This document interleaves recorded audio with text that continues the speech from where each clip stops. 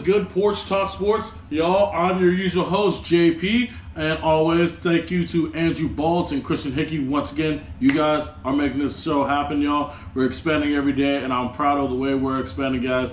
Thank you, y'all. And guys in the group, keep expanding, keep bringing people from the outside in, y'all, and let's make Houston sports and Southern sports all that we talk about, guys. So, y'all, thank y'all for tuning in today. I am doing an NFL Spotlight tonight.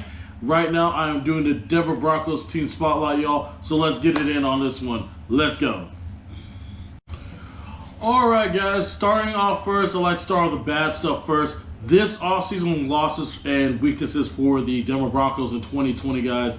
It's obvious that the Cleveland losses that they had is, of course, Chris Harris going to the Los Angeles Chargers, dude. To me, that really hurts y'all secondary. It's really not a good sign when you don't have a lot of better relationship back there, and y'all depending on a lot of younger guys this year. I mean, and guys that really haven't even been on the team, and with the shortened offseason, continuity is going to be a problem for you guys in that secondary, man. Another key loss was Derek Wolfe. He's not so bad of a loss. He was a decent pass rusher during the Super Bowl era when y'all went with Peyton Manning, but he really hasn't done much since. So that was probably an afforded loss. But outside of that, those are really only two major losses. Will Parks was another kind of so-so guy that y'all lost to, so I don't need to worry about this. Raiders team weaknesses, definitely your offensive line is definitely in trouble. Losing Connor McGovern, especially, he was a great offensive lineman at center, but he is better what y'all are bringing in. I don't see anything that's going to really be stable on the offensive line. Garrett Bowles has been a bust for you guys. Y'all have something in Dalton Reisner. Juwan James is solid on the right side. The right side is solid, but it's just that left tackle spot. Y'all got to find some help for that one. So those are the weaknesses and the key losses for the Denver Broncos. Let's move on to the next one, guys. All right, guys. Next part we're getting into is the team's strengths, the key additions, and also the draft class that they're bringing in this year. And I gotta say, I'm gonna start with talking about the draft class. The draft class y'all brought in for the Denver Broncos is actually quite of a really good one. Out of the top two picks, y'all saw your wide receiver problem that y'all had last year. Cortland Sutton was the only really good receiver y'all had. Y'all really need to get a lot of quality out of that, and y'all did. Y'all added a lot of speed too. You got a great overall kind of receiver in Jerry Jeudy. Jerry Jeudy's going to be an immediate starter, man. I think even with the shortened offseason, he's going to be an immediate impact for you guys. And, I mean, he just has some natural great route-running ability, dude. So he'll be able to get separation from guys, and he has the speed to still burn past people. He is going to be a great, possible, honestly, number one to those guys. I think Jerry Jeudy is going to definitely be the number one guy over Cortland Sutton. Even though I like Cortland Sutton's size, I just like Jerry Jeudy's natural wide receiver ability. Next guy I like is KJ Hamler. KJ Hamler is that Deshaun Jackson type guy. He's out of Penn State, man. I liked him always out of college. I wanted him to actually be a big of the Texans because all that speed would have been absolutely killer. But he went to you guys, and honestly, I'm proud of you guys for actually picking him. He's going to help y'all's offense be so much more dynamic. Along with Noah Fan, Cortland Sutton, of course, Jerry Jeudy out there. So he's going to be a great little addition in the slot, too, as well. Then y'all go ahead and address the need of cornerback with Michael I always mispronounce these African names, my bad. I'm Jamaican myself, y'all, so I do mispronounce them, y'all. But Michael Judia, he's out of Iowa, guys. He's a lanky corner. He just needs to get, honestly, a little bit more physically bigger. He's really a lanky kind of a guy, but he's decent height. He's about, I believe, 5'11", 6 foot. He can probably learn a few years and develop into something special. Playing the Big Ten, he can play a lot against a lot of wide receivers, and good wide receivers especially. So his adjustment to the NFL should be quite easy. Next, they go with Lloyd Cushenberry, the center that was at LSU last year. I see that he was honestly a guy that probably should have been drafted a little earlier. that is a great value pick since y'all lost y'all center this offseason to the Jets. So he should be able to be a good plug and play. It's just how quickly he adapts to the game. It's really gonna be hard at that spot, especially once again with the shortened off season. But it's possible that y'all found this great center of the future. So I will give y'all credit on that one. He is gonna be a very solid guy. He was a 4-year starter at LSU, so y'all shouldn't worry about that spot. Another guy in the draft, Matelvin Agim. He's a great pass rusher out of Arkansas, so y'all should be proud of that one too, to help that pass rusher a little bit. Y'all got some good guys. Y'all drafted a tight end out of Missouri. That should be a great addition to the offense. Then y'all got addressed linebackers, and of course y'all addressed offensive linemen again. Y'all really needed to. Tyree Cleveland, shout out to my school, Westville High School guys. He's from right here in Houston, Texas. Tyree Cleveland, a 7th-round pick, so hopefully he makes y'all's roster too. So he's somebody that I liked a lot coming out of college. Going into the strengths and weaknesses, man. Strengths, we really additions to, I gotta say too, because I'm gonna mix both of them. Additions that y'all had, I mean, adding Melvin Ingram was awesome. That's just gonna make y'all's running game that much more devastating. That's definitely the strength of this team, the running game. With him and Philip Lindsay, that's gonna be just sick, dude. Let's see also about wide receiver position. Noah Fan adding Nick Bennett to that mix. Let's see how those guys really mesh with the up-and-coming Drew Lock. And that is another thing about that offensive team. They have potential. Is Drew Lock going to be able to transition from his rookie season to a second-year guy? So everybody knows this. When you are a young rookie quarterback, you have that first season where you start showing some things that you're really special. But when the NFL has an off season for them to adjust to what you do, that's the key to being a better quarterback. They have that entire off season to look at your film and break it down. And can you adjust to the adjustment of the NFL? And in that aspect, that's pretty much how their season's going to go. You know, other strengths for the team, of course, is pass rush. Pass rush is going to be definitely ferocious for you guys. Y'all had Jarrell Casey this offseason, so Bradley Chubb and Von Miller. So I wouldn't even worry about your front seven. Front seven's solid. But that is it for key strengths and weaknesses. Let's go on to the next one, guys.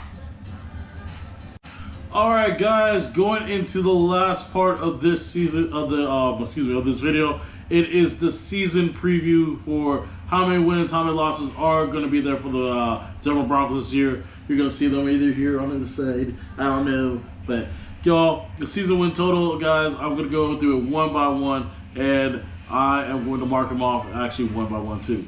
So, starting off with week 1. I actually gave y'all the win in that one.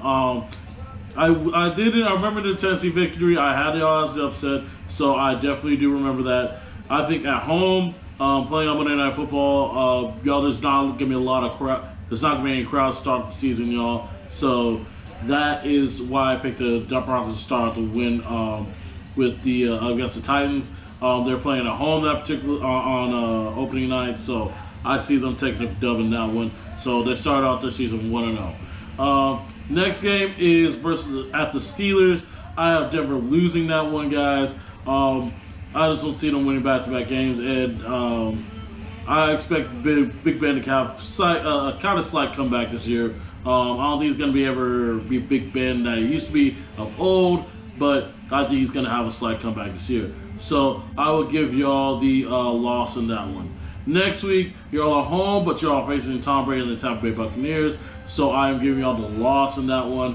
That defense over in Tampa is just too ferocious, and Tom Brady's Tom Brady. All right. But next week, I have y'all going against the Jets. Now, the Broncos at the Jets, that is going to be a win for you guys. So you start the season 2-2. That's not bad at this point in the season. I mean, for a young team, y'all still going to be getting some stuff together, okay? Next week, you're all at the Patriots. And I went back and forth on this so much, guys. Yo, I really did. I gave y'all. I actually gave y'all the win in that one. I think they will be upset, but I gave y'all the win on that one. So at least that'll bring that record now to 3-2. Next week, y'all are home for the Dolphins. The Dolphins, they're rebuilding, guys. So I automatically give y'all the win. So y'all start the season 4-2. But next week it comes back down to earth. Y'all are facing the Kansas City Chiefs. Although that's a home game, I just don't see y'all being my homie. I really don't. Just not in that game. Nah. I do apologize, guys, but I give y'all a record of 4-3 now. So that's on to the next. So next week y'all are facing Atlanta. You're facing Atlanta in Atlanta. I went back and forth on this one too. It's going to be tough to call this game, but I did give y'all the dub in this one, so that gives y'all 5-3. 5-3 versus Atlanta, because Atlanta, to me, they still have a lot of weaknesses over there, and I got to say, I don't really trust Matt Ryan anymore. He's not the same guy he used to be. Next week, y'all are at Oakland. Not Oakland, Las Vegas. Sorry, I'm still getting used to that one, y'all. I mean, I don't think anybody's used to that shit. Y'all at Las Vegas. I actually have y'all losing that one. Y'all, I think it's going to be pretty amped up for them this year. I think depending on who the starting quarterback of the Raiders is at this point in the season also will matter too. I believe that Derek Carr is the guy that will take control of that spot. And who they added this offseason at their wide receiver spot, they added, they set up Tyrell Williams. They added, the other wide receiver out of Alabama, Henry Ruggs. Henry Ruggs is a speedster guy that's really a tweener. I mean, I see them really do some good things over there in Las Vegas. I don't know how good they're going to be, but they should have a solid year. So I'll give them a dub in that one. Next week, I do have y'all beating the Los Angeles Chargers at home. Chargers are rebuilding. Guys, let's get real. Y'all get the win in that one. That moves y'all up to 6-4 on the year, I do believe. I apologize if I am wrong on that number.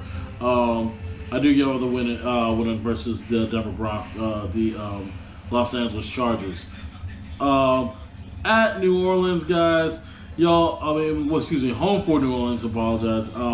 I give y'all the loss on that one. Drew Brees is about to be Drew Brees, and I mean, y'all are still a young team, and I mean that team's a true contender. Y'all aren't there yet, but that team's a true contender. Y'all have a solid team, but that team might be winning the Super Bowl this year. So I give y'all a loss on that one. Next week, y'all at Kansas City, and I'm sorry I have y'all losing twice to Kansas City, guys. Y'all are not gonna like that, but oh well. I do apologize, y'all. That's not gonna go well for y'all. Denver at Carolina. Now at Carolina, I do have taken the win in this one in a tight game, but I went back and forth on that one as well. So I do give y'all the one win in that one. So I do bounce back a little bit. Buffalo at Denver. Now at Denver, I would think that y'all would win this one. But I have a strange feeling that Josh Allen and the Bills might be actually one of the better teams in the league this year. I think they're going to be that one team in the league this year that does great, super great in the regular season, and it's kind of like a sexy pick to win the Super Bowl, but they really don't do anything in the playoffs. So I actually have the Bills upsetting y'all that game. I do apologize, y'all. And guys, I think Josh Allen goes in and beats y'all at home, guys. Next week, we have the Broncos at the Chargers. Y'all win that one too. Chargers are rebuilding. They just don't have enough to withstand that pass rush y'all have. And it's gonna be probably a little bit tougher game at this point in the season. I think they'll be starting to figure things out out there in Los Angeles, but we'll see. And the final game of the year. This game could be for a playoff spot, man. The Las Vegas Raiders at the Denver Broncos. I have y'all edging out in this win. I'll pick y'all only because it's the beginning of 2021. with COVID and everything that's going on, we don't know how the crowd and everything is going to go up, y'all. So I do give y'all the dub in that game, and let me just calculate the wins up real quick, and I will get y'all season total in just a second. All right, guys. To finish this off, guys, with the Denver Broncos, I gave them a 9-7 record to end the year, y'all. 9-7 next season is gonna be something different. Because what the simple fact is that next year there are seven playoff spots on each side. So we added that this year. So a 9-7 record could get y'all in. But who is there to beat? What tough teams y'all have on the road? And on there's a couple games that y'all could possibly switch around. But the main thing about y'all's season this year for Denver Broncos fans is the development of Drew Lock. Drew Lock is the key to how good y'all are going to be as a football team. And don't get me wrong, he has potential, and he certainly has the arm strength. It's just, does he have the intangibles to make that adjustment to the adjustment? Because once the NFL has that full year of film of you, they're gonna adjust to you after that first year. So it's just the thing about second year quarterbacks. Can they adjust to the adjustment? So those are my thoughts on the Denver Broncos and this season coming up, guys. Yeah, I moved over because the sunlight was in my eye. I just want to get in my eye anymore. But guys, those are my final thoughts on the Denver Broncos season, guys. But guys, once again, thank you to Andrew Ball, to Chris Hickey, y'all. Y'all have been very supportive through this, so thank y'all guys. And thank y'all guys also as well for also being supported on the channel, also supporting the group. Keep growing, guys. Keep adding people, y'all. And we're going to make this thing big. Thank y'all so much, guys. And thank y'all for tuning in today. And thank y'all, Porch Talk, y'all. Y'all have a great day, guys. Y'all stay blessed.